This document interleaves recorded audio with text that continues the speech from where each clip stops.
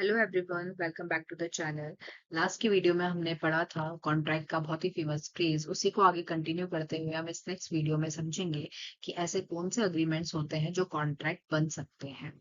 आपको लास्ट में याद होगा कि लास्ट वाली वीडियो में हमने पढ़ा था कि कुछ ऐसे अग्रीमेंट्स होते हैं जो कभी भी कॉन्ट्रैक्ट नहीं बन पाते, वो अग्रीमेंट की स्टेज पर ही रुक जाते हैं। लेकिन कुछ ऐसे अग्रीमेंट्स भी होते हैं जो कॉन्ट्रैक्ट बन सकते हैं। तो अग्रीमेंट को कॉन्ट्रैक्ट बनने के लिए जिन जिन चीजों से पार होना पड़ता है, या जो उसका क्वालिफिकेशन है, एक तरीके से कह सकते हैं उसके क्वालिफिकेशन, कि उसको ये क्वालिफिकेशन चाहिए तब जाके वो कॉन्ट्रैक्ट बनता है। वो जो चीज है वो आपकी सेक्शन 10 से पता चलती है। सेक्शन 10 जो हमारा इंडियन कॉन्ट्रैक्ट एक्ट का वो बताता है, उसका टाइटल जो कि यहाँ पे आपके सामने है, व्हाट अग्रीमेंट्स आर कॉन्ट्रैक्ट्स। जिसका मतलब होता है ऐसे कौन से अग्रीमेंट्स होते हैं जिन्हें कॉन्ट्रैक्ट कहा जा सकता है। ठीक है। तो ये क्या है, आपका इस सेक्शन का टाइटल है। हर बेयर एक्ट में बेसिकली जो सेक्शन होता है, सेक्शन के शुरू में जो बोल्ड करके दिया रहता है वो होता है उस सेक्शन का टाइटल। वो हमें आइडिया देता है कि सेक्शन अंदर किस चीज के बारे में बात कर रहा है। सिमिलरली यहाँ पे भी जो इसका टाइटल है वो ये बताता है कि ऐसे कौन से अग्रीमेंट होते हैं, व्हाट अग्रीमेंट्स आर कॉन्ट्रैक्ट, मतलब कौन से अग्रीमेंट्स होंगे ऐसे जो जिनको हम कॉन्ट्रैक्ट कह सकते हैं। तो आगे पढ़ते हैं इसमें अब। All agreements are contract. ठीक है, यहाँ तक इसे देखेंगे अब। All agreements are contract. कल जो हमने फ्रेज पढ़ा था इससे पहले वाली वीडियो में, अब आपको लगेगा कि ये दोनों तो बहुत ही आपस में कॉन्ट्रडिक्टरी है। कि उसमें कहा गया था कि all agreements are not contract, यहाँ पे ये लिख रहा है ऑल अग्रीमेंट्स आर कॉन्ट्रैक्ट। तो देखो, इन दोनों को बहुत ही अलग सेंस में समझो। वहां पे उसने लिखा था कि but all agreements are not contract, लेकिन सारे अग्रीमेंट्स कॉन्ट्रैक्ट नहीं होते। अगर हम इसका उल्टा ले तो इसका मतलब क्या होगा कि कुछ ऐसे अग्रीमेंट होते हैं जो कॉन्ट्रैक्ट हो सकते हैं। वो ये कहना चाह रहा था कि सारे अग्रीमेंट कॉन्ट्रैक्ट नहीं होते, लेकिन कुछ ऐसे अग्रीमेंट होते हैं जो कॉन्ट्रैक्ट हो सकते हैं। उसी चीज को ये आगे कह रहा है कि all agreements are contract if. यहाँ पे जो इफ का वर्ड है यही जो है आपकी इस उस फ्रेज की और ये जो यहाँ पे वर्ड्स दे रखे, लाइन दे रखी है इस सेक्शन में, इन दोनों के बीच के कॉन्फ्लिक्ट को रिजॉल्व करता है। अगर आप इफ पे फोकस करेंगे, इफ जो है वो बताता है कि सारे अग्रीमेंट कॉन्ट्रैक्ट होंगे मगर, ठीक है, कंडीशन अप्लाइड।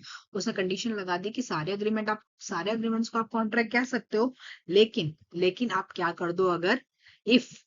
अब इसके नीचे जो वो क्वालिफिकेशंस देगा, क्राइटेरिया देगा कि एक अग्रीमेंट को कॉन्ट्रैक्ट बनना है तो उसको ये होना चाहिए, उसके पास ये होना चाहिए, ये होना चाहिए। जब वो सारी चीजें हो जाएंगी तब जाके ही एक अग्रीमेंट कॉन्ट्रैक्ट बनेगा। अदरवाइज वो अग्रीमेंट अग्रीमेंट पे ही रुक जाएगा, कभी भी एनफोर्सेबल नहीं हो पाएगा। ठीक है, आगे देखते हैं इसमें क्या है। All agreements are contract if they are made by the free consent of the parties. पहला पॉइंट आपका आ गया, फ्री कंसेंट। ठीक है, फ्री कंसेंट का मतलब, कंसेंट का मतलब होता है सहमति। कि अगर दो पार्टीज आपस में अग्रीमेंट कर रही हैं तो दोनों अपनी सहमति देंगे कि हाँ मैं अग्रीमेंट करना चाहता हूँ या मैं अग्रीमेंट करना चाहता हूँ। ठीक है, तो दोनों की कंसेंट होनी चाहिए, सहमति होनी चाहिए। लेकिन जब भी हम कंसेंट की बात करते हैं तो लॉ कभी भी कंसेंट को सिर्फ कंसेंट नहीं लिखता है। हर चीज क्या होती है लॉ में बहुत ही क्लियरली लिखी रहती है। तो उसी तरीके से यहाँ पे जो वर्ड्स लिखे हैं इसमें ध्यान देना बहुत जरूरी है। यहाँ पे कंसेंट नहीं यूज किया गया है, यहाँ पे यूज किया गया है फ्री कंसेंट। फ्री कंसेंट मतलब स्वतंत्र सहमति, कि जो सहमति दी जा रही है वो पूरी तरीके से फ्री हो। अब ये किस तरीके की फ्रीनेस की बात कर रहा है, कि मतलब क्या फ्री एलिमेंट होना चाहिए कंसेंट में। कंसेंट में फ्री एलिमेंट, जहाँ पे आप देख सकते हैं कि यहाँ पे लिखा है, ये सेक्शन 13 से 22 तक आता है। जब भी हम फ्री कंसेंट पढ़ते हैं तो वो आपका सेक्शन 13 से लेकर 22 तक जाता है। तो वहां पे कंसेंट की डेफिनेशन दे रखी है, फ्री कंसेंट क्या होता है वो दे रखा है। वहीं पे वो बताता है कि एक कंसेंट, फ्री कंसेंट तब बनती है जब वहां पे वो चार पांच चीजें बताता है कि ये चीजें जब उसमें नहीं होती है। एग्जाम्पल के लिए, अगर किसी को धोखाधड़ी से आप अग्रीमेंट कर रहे हैं किसी के साथ, अगर कोई किसी के साथ धोखाधड़ी से अग्रीमेंट कर रहा है, तो क्या हम मानेंगे कि सामने वाले की जो कंसेंट है, सहमति, वो फ्री है? नहीं है ना। नहीं है, क्यों नहीं है? क्योंकि सामने वाले को तो सारे पॉइंट्स पता ही नहीं था, उसके साथ धोखा हुआ है। तो अगर इस तरीके से कंसेंट ली जाती है तो कानून की नजर में नहीं माना जाएगा। इसलिए जो है फ्री कंसेंट वर्ड यूज किया गया है, ना कि सिर्फ कंसेंट वर्ड यूज किया गया है। ठीक है, तो जो दोनों पार्टीज हैं, दो दो जितनी भी पार्टीज हैं, दो या दो से ज्यादा, उनकी कंसेंट जो है वो फ्री होनी चाहिए। ठीक। सेकंड पॉइंट है कंपिटेंट टू कॉन्ट्रैक्ट। ठीक है, मतलब जो पार्टीज हैं आपकी, उनकी कंपिटेंसी, की क्या वो सक्षम है कॉन्ट्रैक्ट करने के लिए। एग्जाम्पल, माइनर और मेजर। एज फैक्टर, ठीक है। 18 से नीचे वाले नहीं कर सकते हैं, 18 से ऊपर वाले ही आपके जो है कॉन्ट्रैक्ट कर सकते हैं। उन्हीं को क्या है कोर्ट जो है कंसिडर करता है। फिर सेकंड चीज आ जाती है आपका साउंड और अनसाउंड माइंड की। जो साउंड माइंड के इंसान है सिर्फ वही कॉन्ट्रैक्ट कर सकते हैं, जो अनसाउंड माइंड के हैं वो नहीं कर सकते हैं, लॉ उन्हें कंसिडर नहीं करती है। ऐसा जनरली इसलिए ही होता है क्योंकि जो 18 से नीचे वाले होते हैं ये माना जाता है कि उनके सेंसेस या फिर उनकी अंडरस्टैंडिंग या फिर उनका कह सकते हैं अपना सही या गलत कि वो जो डिसीजन ले रहे हैं वो कितना उन पे इफेक्ट करेगा, वो डिसीजन लेने के अभी वो उस स्टेज पर नहीं पहुंचे हैं। वो ये फैसला नहीं कर पाएंगे कि ये अग्रीमेंट जो मैं कर रहा हूँ या कॉन्ट्रैक्ट जो मैं कर रही हूँ वो मेरे लिए कितना सही है कितना गलत है। इस वजह से ही सेम प्रिंसिपल अप्लाई करता है अनसाउंड माइंड पे भी, ठीक है।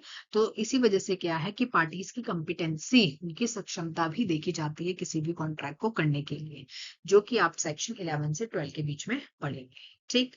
नेक्स्ट इसमें दे रखा है for lawful consideration and with a lawful object, ठीक है। लॉफुल कंसिडरेशन और लॉफुल ऑब्जेक्ट आपका होना चाहिए, जो कि सेक्शन 23 और 24 में दे रखा है। लॉफुल, देखो लॉफुल से ही पता चलता है कि जो कानून की नजर में सही होना चाहिए, लीगल होना चाहिए आपका काम।